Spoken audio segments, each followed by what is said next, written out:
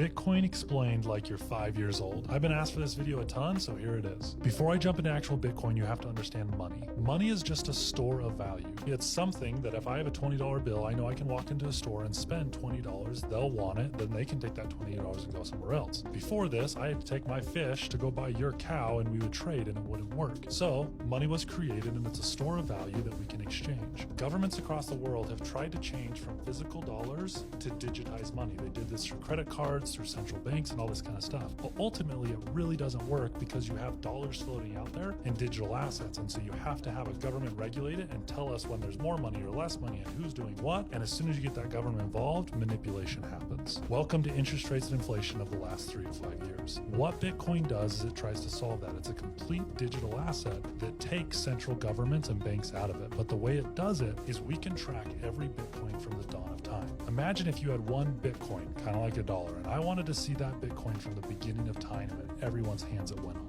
That is what Bitcoin does. It puts it on a public ledger that anyone can see and have access to, so you can track that Bitcoin from person to person to person to person, so that you don't need a central bank to tell us what's happening because everything is laid out for the public. That public ledger that everyone can see is called the blockchain. The blockchain makes it so you don't need a central government dictating, inflating, and manipulating your currency because we have this public ledger. When you take governments out, everything runs more efficiently, and that is the purpose and reason for Bitcoin and the blockchain. The real question, are governments going to give up the power and allow us to adopt Bitcoin as our form of currency? Once that happens, price stabilization will happen with Bitcoin. We won't see these massive swings because there's mass adoptions. Right now, there's all this upside potential because it's being slowly adopted, causing the price of Bitcoins to go up. In my opinion, the blockchain and the public ledger is a groundbreaking technology. The ability to make everything transparent transcends just money. Think about real estate and the ability to see every single hand that has touched that real estate. It goes into every single industry.